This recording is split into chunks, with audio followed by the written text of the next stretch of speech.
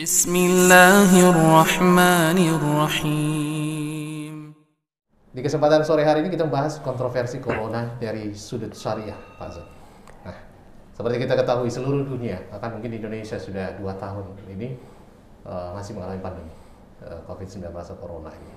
Nah, apa yang menjadi sudut pandang dari seorang Ustadz Zulkarnain di kesempatan sore hari ini di program Titi Hadilaya kita?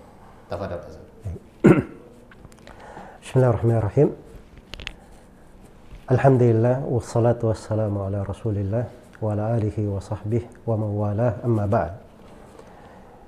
Jadi kejadian yang sudah berjalan hampir 2 tahun, ya apalagi terkait dengan masyarakat secara umum, pastilah ada kontroversi, ada hal-hal yang dibahas di khalayak umum maupun khalayak khusus. Tapi tentunya namanya ujian dan cobaan ya. Di seluruh roda kehidupan ini syariat mengaturnya dengan aturan-aturan yang sudah tetap, aturan yang sudah lengkap. Bahkan adanya ujian-ujian dan cobaan-cobaan itu sendiri, kalau kita ingin lihat di segala makna kehidupan, bukan cuma di kasus pandemi ini saja, jangan kita lihat sisi buruknya saja, tapi kita lihat di dalamnya nilai ibadah dan ketaatan. Itu yang paling pokok cara memandangnya dulu. Agar supaya hidup ini, hidupnya bermakna, berarti. Ya jangan sampai di kondisi kita sudah kena musibah, cara berjalannya kurang bagus, ya seperti orang yang sudah jatuh ketimpa tangga lagi. Ya, maka harusnya kita mengkajinya, membahasnya itu dilihat dari sudut nilai-nilai ketaatan yang bisa kita petik di belakang pandemi ini. Ini hal yang menenangkan sebenarnya, barometer yang membuat seorang itu bisa kuat di segala kondisi dan keadaan. Dan dia bisa memfilter dan menyaring dari informasi-informasi yang beredar, pembahasan-pembahasan yang mungkin menjadi kontroversi di tengah manusia. Jadi dari sudut pertama ini kita memandang bagaimana kita menilai pembahasan pandemi ini sebagai sebuah lahan ibadah, lahan ketaatan. Itu dasar dulu ya hendaknya kita miliki. Ya untuk memiliki itu, supaya kita bisa meraih dari pundi-pundi pahala dan mengumpulkan dari lahan-lahan kebaikan yang bisa menjadi bekal dunia dan akhirat kita.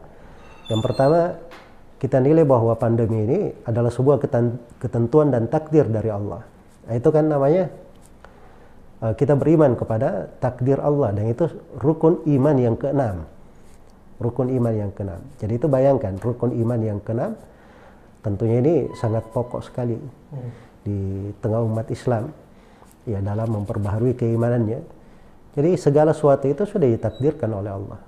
Kita tidak bisa menolak apa yang ditentukan dan ditakdirkan oleh Allah Subhanahu wa taala. Sisa kita diperintah untuk bertakwa kepada Allah pada apa yang Allah takdirkan di tengah hamba-hambanya. Jadi itu sudut yang pertama, mungkin kita menilai, membuka pintu ibadah untuk kita.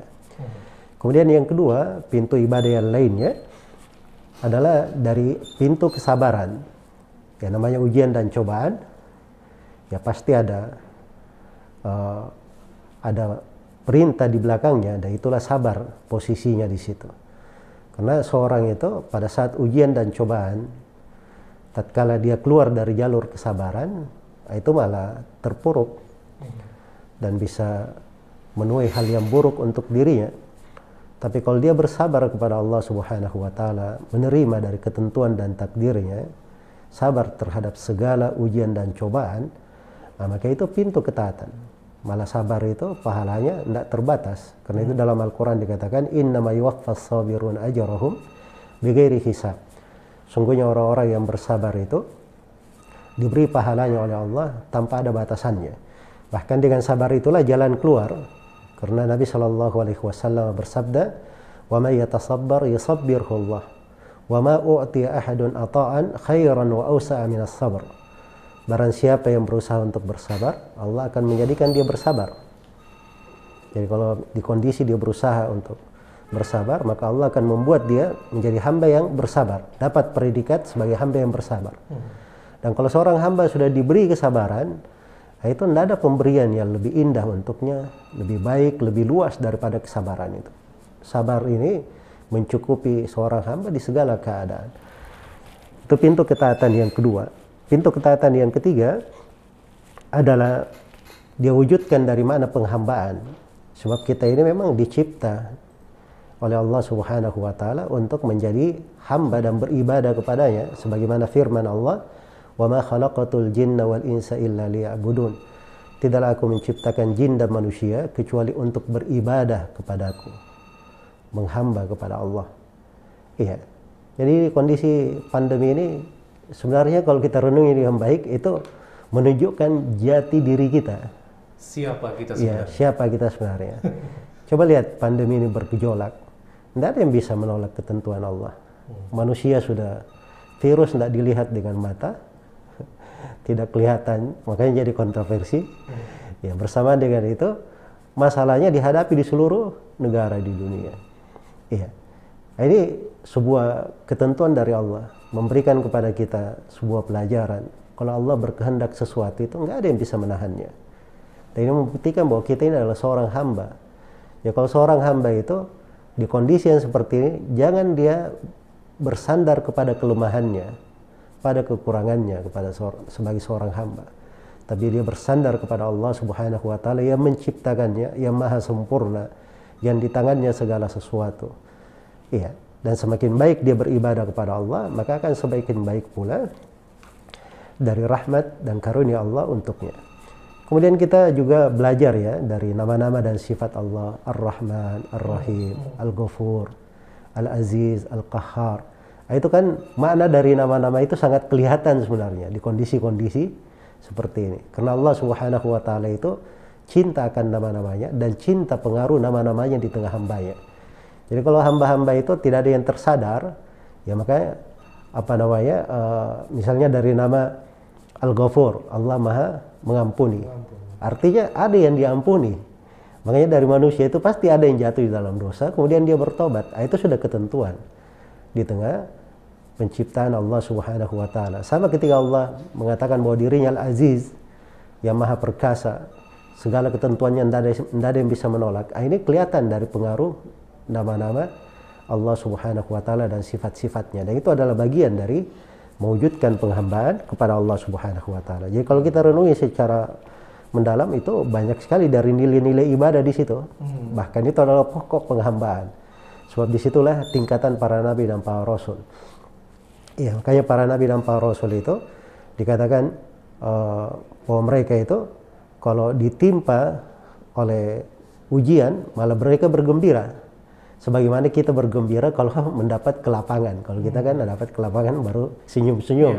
Tapi kalau para nabi dapat ujian dan cobaan, mereka bergembira dengan hal tersebut. Saking banyaknya pintu ketaatan di dalam hal itu. Demikian pula dari pintu ibadah ada namanya taubat dan istighfar. Karena dimaklumi bahwa dosa musibah itu tidak terlepas dari perbuatan tangan-tangan kita sendiri. Ada kekeliruan dan dosa-dosa yang perlu kita introspeksi. Demikian pula dari pintu ibadah adalah banyak berdoa kepada Allah. Ya, jangankan kita para nabi dan para rasul saya, orang-orang yang paling dekat kepada Allah, hamba yang paling didengarkan oleh Allah, bersama dengan itu di kondisi yang menimpa mereka, mereka juga berdoa kepada Allah. Nabi Ayub diuji dengan penyakit belasan tahun, beliau juga berdoa kepada Allah, Rabbi masyaniyad dur wa anta arhamur rahimin. Nabi Yunus alaihi salam di perut ikan diuji dengan musibah tersebut, beliau berdoa kepada Allah, fanada fil dhulumati an la ilaha illa anta subhanaka inni kuntu minadh dhalimin. Itu dari doa mereka berdua dan doa para nabi yang lainnya diabadikan di surah Al-Anbiya, di surah para nabi disebut. Ya, sebagai satu lambang dari penghambaan kepada Allah Subhanahu wa taala. Demikian pula dari pintu ibadah adalah berbaik sangka kepada Allah. Nah, ini penting sekali. Sebab banyak orang di kondisi yang seperti ini malah berburuk sangka. Ya. Jadi kalau ada apa-apa, pandangannya itu pandangan kayak putus asa. Oh, ini kalau sudah terjadi seperti ini, tidak akan selesai masalah corona ini. Mana pula ada wabah terjadi, tidak ada selesainya. Itu nggak ada di dalam sejarah. Betul, dia menyulitkan dalam beberapa tahun atau lebih daripada itu, tapi pasti akan terangkat, akan selesai. Dan itu sudah ketentuan Allah Subhanahu wa taala di tengah makhluknya dan sudah berjalan di dalam sejarah. Sisa kita berbaik sangka kepada Allah. Insya Allah wabah ini akan terangkat dalam waktu dekat. Insya Allah akan terangkat sesegera mungkin. Dan kita juga berbaik sangka, oh ini kondisi yang seperti ini, gimana caranya kita bisa hidup? Pekerjaan kita tidak bisa, itu kan berjelek sangka namanya. Rezeki itu sudah ditanggung oleh Allah. Jadi di kondisi ada pandemi, ada rezeki yang sudah disiapkan untuk kita. Di kondisi tidak ada pandemi, ada rezeki yang sudah disiapkan untuk kita. Kalau rezeki kita tidak ada, artinya kita tidak bernapas lagi. Sebab orang yang tidak ada rezekinya itu artinya sudah tercatat akan meninggal. Sudah terputus rezekinya. Ya rezeki itu selalu Allah tetapkan bagi orang yang hidup. Itu tidak perlu dikhawatirkan. Jadi itu namanya bentuk berbaik sangka. Dan ini pembahasannya luas sekali ya dalam masalah berbaik sangka. Dan yang lainnya dari pintu ibadah juga adalah berbuat baik kepada makhluk. Ya, di masa pandemi ini ya jadi kita jadi dengan melihatnya banyaknya kasus baru dan subhanallah angka kematian yang terus meningkat.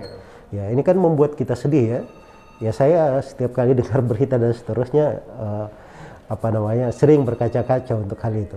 Nah itu menunjukkan suatu hal yang baik dari hal ada rahmat di dalam hati. Kita menyayangi orang saudara-saudara kita, orang-orang yang tertimpa musibah. Rahmat ini ketika ada pada diri kita harapkan Allah merahmati kita juga dengan hal yang semisal dengannya. Maka ini dari mana-mana yang baik. Karena itu berbuat baik kepada makhluk juga. Jangan sampai di kondisi yang seperti ini banyak berita-berita miring, berita hoax misalnya, kita ikut menyebarkan juga. Itu bukan berbuat baik namanya. Baik, itu sudut yang pertama ya, kita memandangnya dari sudut ibadah dan ketaatan.